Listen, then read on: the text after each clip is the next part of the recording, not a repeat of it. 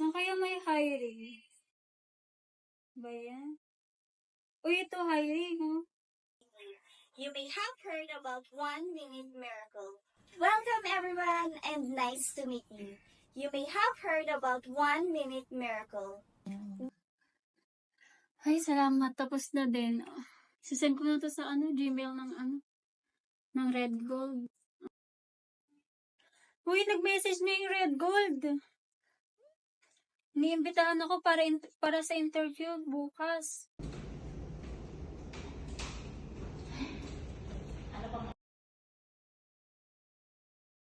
Ma'am, saan po yung Double Dragon Tower? Diyan na, tower. Di ba tayo sa America? Yes, thank you, ma'am. Okay.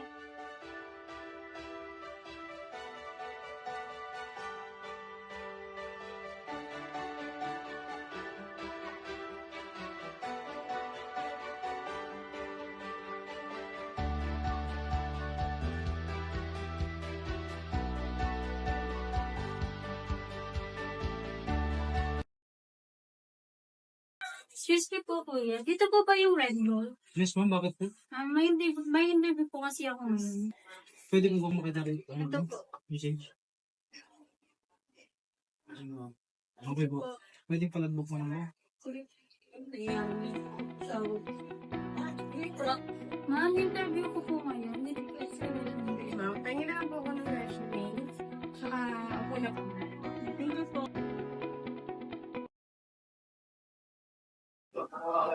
Bakit mo napili si Red?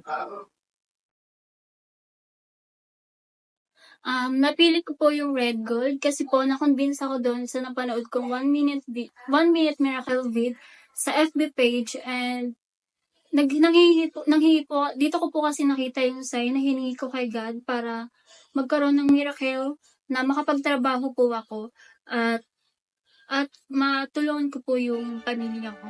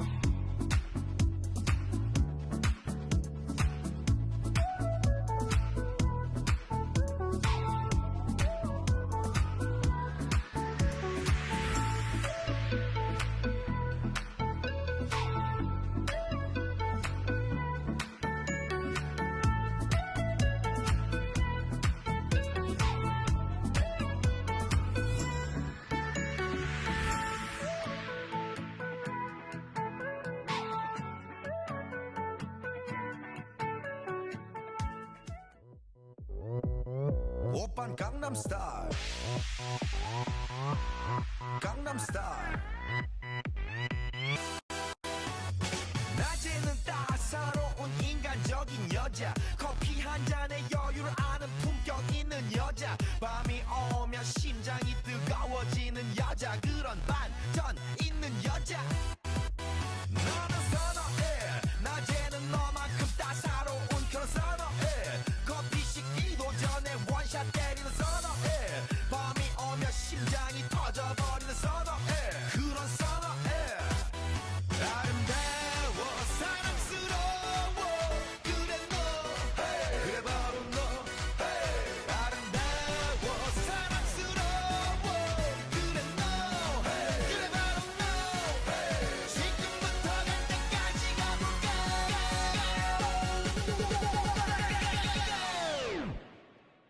오빤 강남스타일 강남스타일 오빤 강남스타일 강남스타일 오빤 강남스타일 Ganito palagi yung biyahe ko tuwing uuwi ako ng trabaho. Bago ako umuwi, binibilan ko muna yung mga kapatid mo. Bawal ata ma'am, bawal ata. 오빤 강남스타일 강남스타일 낮에는 따사로운 인간적인 여자 커피 한 잔에 여유를 아는 품격 있는 여자 밤이 오면 심장이 뜨거워지는 여자 그런 반전 있는 여자 너는 선어해 낮에는 너만큼 따사로운 그런 선어해 커피 식기도 전에 원샷 때리는 선어해 밤이 오면 심장이 터져버리는 선어해 그런 선어해 아름다워 사랑스러워 그래 너 그래 바로 너 아름다워 사랑스러워 그래 너 그래 바로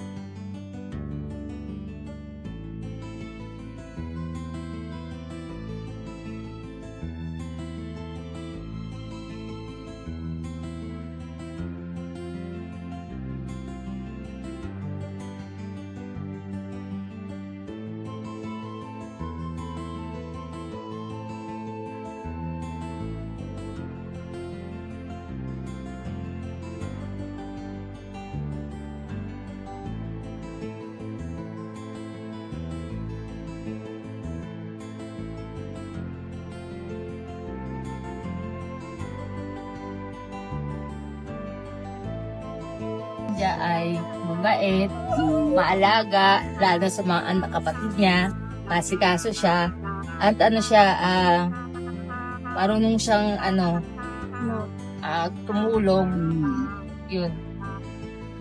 Tsaka mahal naman niya yung mga kapatid niya, hindi niya pinapabayaan, at lalong-lalo na ako. Maraming sa ako kay Sherman.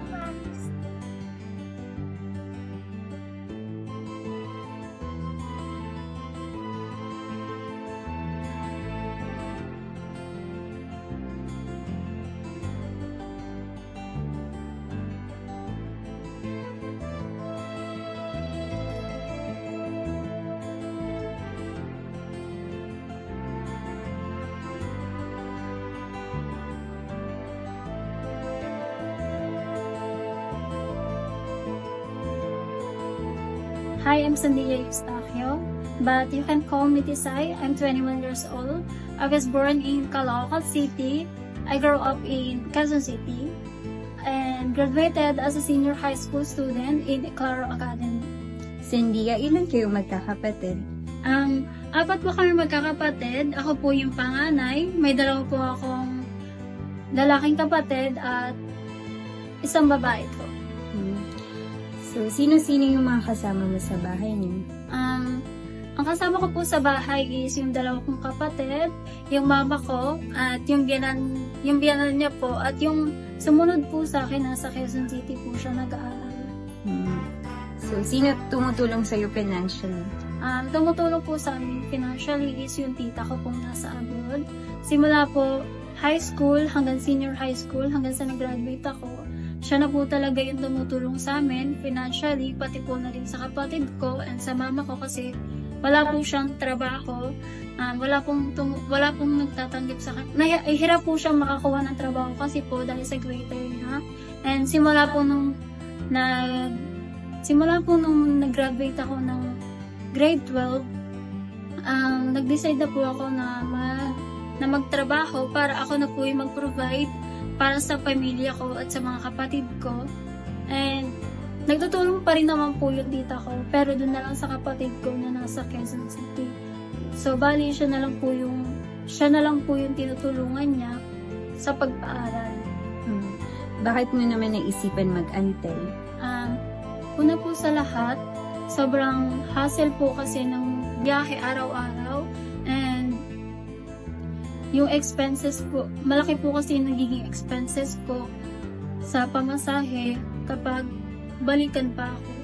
And pangatlo po, bahay po nila mama doon is sobrang liit lang at nagsisiksikan po kasi at wala na po akong time parang hindi na po kasi ako makapagpahinga doon ng maayos kasi po yung lola ko yung biyanan ni mama doon na po natutulog, tapos yung kapatid ko po maingay din kaya parang wala akong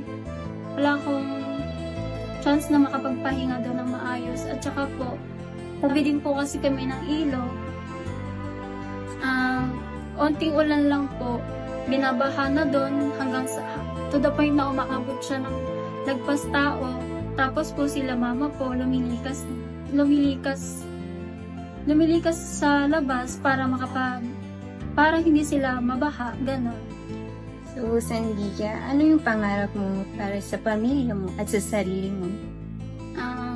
Ang pangarap ko po para sa pamilya ko is mabigyan sila ng sariling bahay at mapagtapos ko po yung mga kapatid ko ng pag-aaral, pati na rin po ako. At naniniwala po ako na ang Red Bull po ang magtutupad sa pangarap ko na yun. Salamat! Kamsahamnida po, Chairman.